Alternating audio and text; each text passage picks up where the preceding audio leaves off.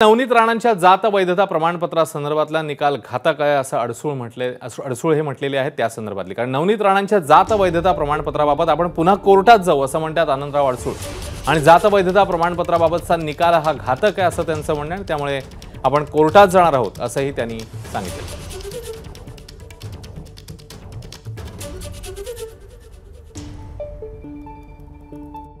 एखाद्या कोर्टाचा निर्णय आपल्या बाजूने आपल्याला लागला नाही तर त्याच्यावर कोर्ट असा आहे की खालच्या कोर्टातून आपण हायकोर्टात जातो, हायकोर्टातून सुप्रीम कोर्टात जातो।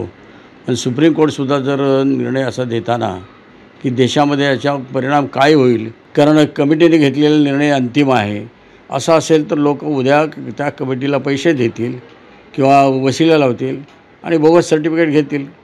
हा चुकीचा निर्णय आहे आणि याचे परिणाम काय होणार आहेत याचं गांभीर्याने त्यांनी लक्षात घेऊन त्याच्यावर काहीतरी तात्काळ उपाययोजना करावी लागली आणि ते करणार नसतील तर जी सोय आहे क्रिएटिव्ह ॲप्लिकेशन करणं सुप्रीम कोर्टामध्ये ते मी करणार आहे। एबीपी माझा, उघडा डोळे बघा नीट।